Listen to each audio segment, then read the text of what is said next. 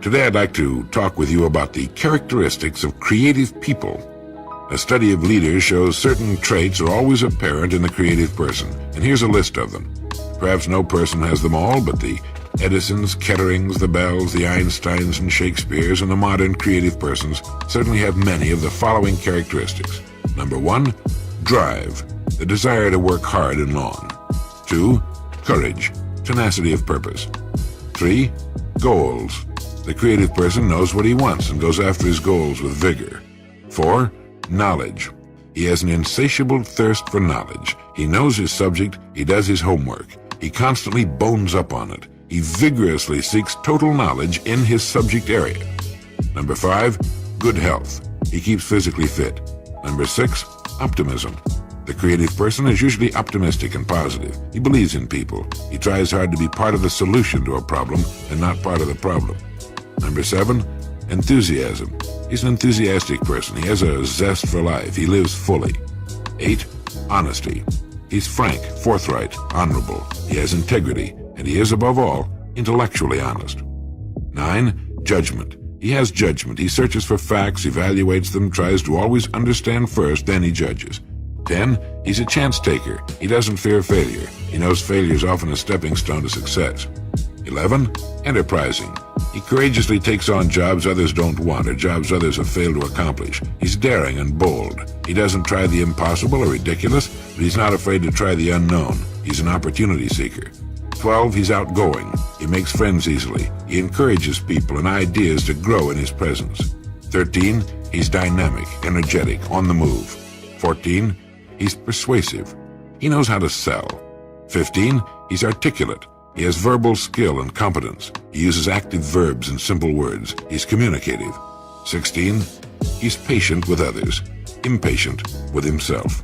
17, he's a perfectionist, always striving for excellence. He will not tolerate mediocrity, particularly in himself.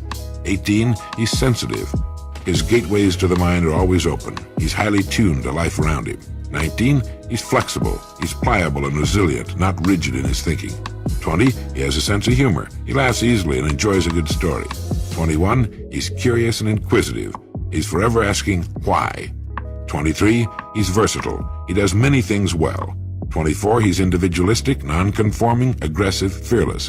And 25, he's creative. He knows how to imagine, how to put combinations together and think in new terms. He thinks first and then judges his thoughts afterwards. That's the creative person. Well, how did you score as a creative person? Well, that's pretty good. 25 out of 25. That makes you about 1 in a million. You'll go far. An interesting true story appeared in the magazine The American Salesman, and I'd like to pass it along to you. It'll show you the value of one good idea and what it can be worth. One day, an efficiency expert named Ivy Lee was interviewing Charles Schwab, president of Bethlehem Steel Company. Lee outlined his organization's service to Schwab and ended by saying, "With our service, you'll know how to manage better." To which Schwab replied, "I'm not managing as well now as I know how to. What we need is not more knowing, but more doing. Not knowledge, but action. If you can give us something to pep us up to do the things we already know we ought to do, I'll gladly listen to you and pay you anything within reason you ask." "Fine," answered Lee. "I can give you something in 20 minutes that'll step up your action and doing at least 50%. Schwab was interested, so Lee handed Schwab a blank note sheet from his pocket and said, "Write on this paper the 6 most important tasks you have to do tomorrow." Now that took about 3 minutes. "Now number them in order of their importance," he said. That took about 5 minutes. Then Lee said, "Now put this paper in your pocket, and the first thing tomorrow morning look at item 1 and start working on it until it's finished. Then tackle number 2 in the same way, then item 3 and so on. Do this until quitting time. Don't be concerned if you've only finished 1 or 2. You'll be working on the most important ones. The others can wait. If you can't finish them all by this method, you couldn't have with any other method either. And without some system, you'd probably not even have decided which was the most important. Do this every working day. After you've convinced yourself of the value of this system, have your men try it. Try it as long as you wish. And then send me a check for what you think it was worth." The whole interview between Lee and Schwab lasted about 20 or 30 minutes. In a few weeks, Schwab sent Lee a check for $25,000 with a letter saying the lesson was the most profitable from a money standpoint that he had ever learned. In 5 years, using this plan, It was largely responsible, they claim, for turning the, at that time, unknown Bethlehem Steel Company into the biggest independent steel producer in the world, and it helped to make Charlie Schwab $100 million and the best-known steelman in the world. Well, that's the story of the man who made $25,000 in about 30 minutes with a single great idea. And that was in the days when $25,000 was a fortune and you could keep all of it. Of course, the reason I've told you the story is twofold. One, since it worked so well for Charles Schwab, you might want to try the same thing yourself. You'll be pleasantly surprised at the number of things you will accomplish, and in far less time, simply by tackling them one at a time and in the order of their importance. And two, it goes a long way to show the value of an idea for improving a given situation. Ideas are, always have been, always will be, the most valuable things on earth. As Phelps put it, a great idea is usually original to more than one discoverer. Great ideas come when the world needs them. They surround the world's ignorance and press for admission. A woman asked me this question: isn't it better, Mr. Nightingale, for a person to realize his limitations? Well, I answered that I thought it fine for a person to realize his limitations, if he knows what they are. Each of us knows that there are lots of fields in which we have little or no ability. But we should realize at the same time that there are fields in which we have not reached the limits of our ability, fields in which we will never reach the limits of our ability. The trouble with most people seems to be that they have a dwarfed and limited picture of themselves in their own minds, and as a result, never really know what their true abilities are. We marvel at the electronic brains man has invented and now uses in hundreds, thousands of applications, problem-solving machines, guided missiles with built-in guidance systems that can cause them to dive into the middle of a small target thousands of miles away. These electronic creatures of man's mind and imagination have built-in success mechanisms. Once given a target, they'll successfully accomplish their missions. Well, the human brain is similar, but 1,000,000 times more complex, more miraculous, and more efficient than the finest electronic device, or all of them put together. So then, how can a person recognize his limitations when he will never during his entire life learn to utilize all of his potential? If more people knew and understand that they have enormous possibilities that they habitually fail to use, or even know they have, they'd do a lot more living. They'd know more, do more, have more in 5 years' time than they'd otherwise accomplish in a lifetime. The more I study this subject, the more the real experts in the field uncover, the more convinced I become that a successful life can belong to anyone who makes the attempt to explore his own deep reservoirs of talent and generally unused ability. How do you make a man bigger? Of course, you can't make him bigger than he is, although in the years ahead he can become a lot bigger than he is today. But you can make him a lot bigger than he thinks he is. Now, psychologists have long deplored the tragic loss to the community and the nation, and particularly to the individuals involved, caused by the fact that at least 3 out of 4 persons underestimate themselves in the areas of energy, ability, talent, and brains. Now, that's at least 3 out of 4. The figure's probably a lot closer to 9 out of 10. But why do people underestimate themselves, and by doing so, miss out on the abundance they could know as a result of the greater contribution they could be making? I think they do this because of the simple fact that we tend to discount the familiar. No man is a prophet in his own town, or a hero to his own family.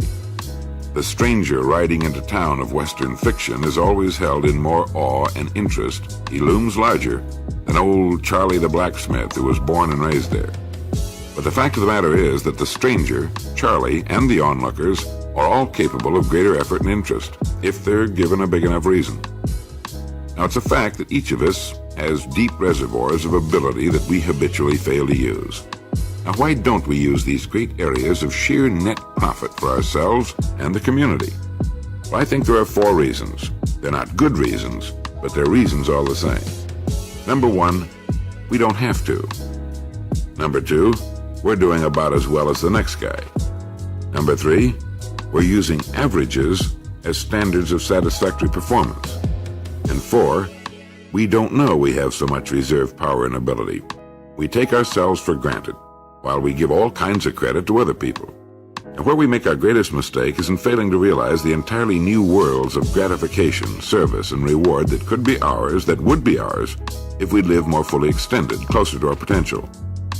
The tired old refrain we hear on every side is, "Why should I knock myself out?" While the matter of the fact is that we wouldn't knock ourselves out at all.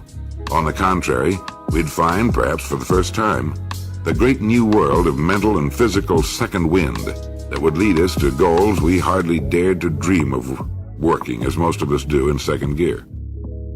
We do what we want to do, in many cases what we feel we have to do in order to slip by, but nothing more.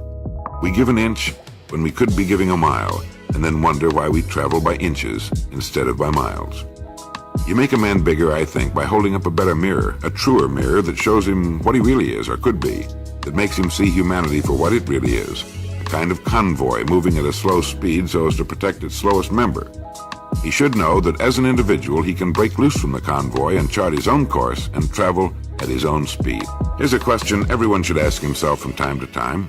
Where will I be?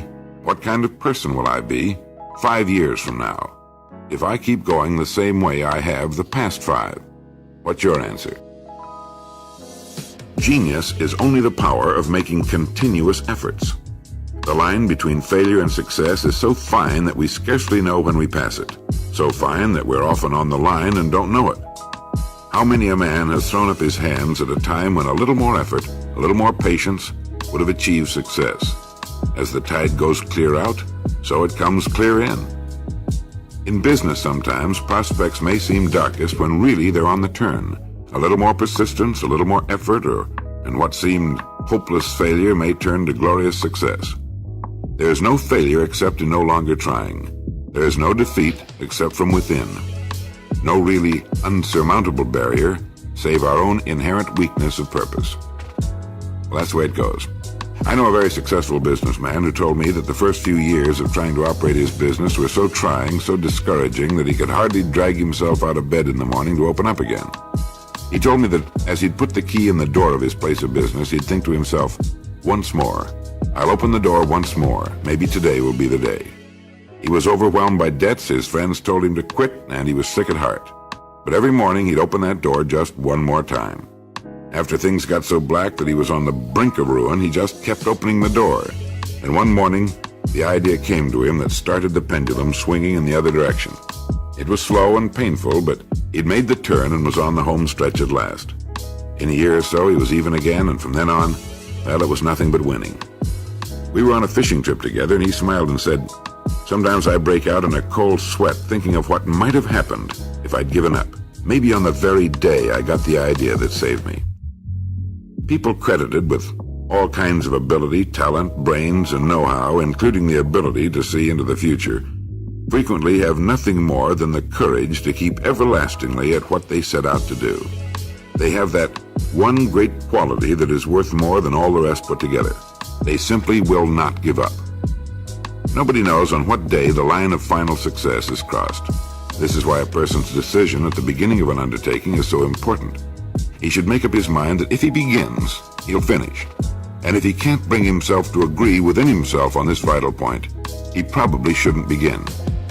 As William James put it, it is our attitude at the beginning of a difficult undertaking which, more than anything else, will determine its successful outcome. When a person makes up his mind to do something, well, then it's only a matter of time. Staying with time takes bulldog persistence. This seems to be the entrance examination to success, lasting success of any kind. Like the man said, genius is only the power of making continuous efforts. There's something really sad about the person who spends his life running in circles, trying tentatively first this thing and that, expecting success to be a quick thing, and never staying with anything long enough to succeed. It's a funny thing about human beings, but we all fail to see the forest for the trees. We go far afield for ideas, while all the time our best ideas are all around us. Most new inventions, as a matter of fact, are made by men who are not engaged in the field in which the invention is made. Now, why couldn't the insiders see what the outsiders saw? They were looking too far afield instead of close to home. Suppose you start turning over stones close to home, seeking for ideas that are close to where you sit. They're the best ideas you can have, the easiest to put into use, the surest ideas in your life. One of my friends has been markedly successful in introducing new ideas, new methods into his business. If he overlooks any bets, I don't know what they are, because He's always about 1.5 miles ahead of everyone else in his industry. Well, I asked him how he did it, how he found the time to carry on this quest for new ideas while managing the affairs of an intricate business. And he told me about his practice, and it's one I should like to recommend to you. His practice is to set aside 15 minutes each evening for his imagination period. For years he's done this. 9/10 of the ideas that he's used in gaining the top position in his field have come during these imagination periods. During this 15-minute period, he merely sits alone and thinks, preferably in a darkened room so as to have no distractions of any kind. He lets his imagination roam over as wide a territory as it chooses for its peregrinations.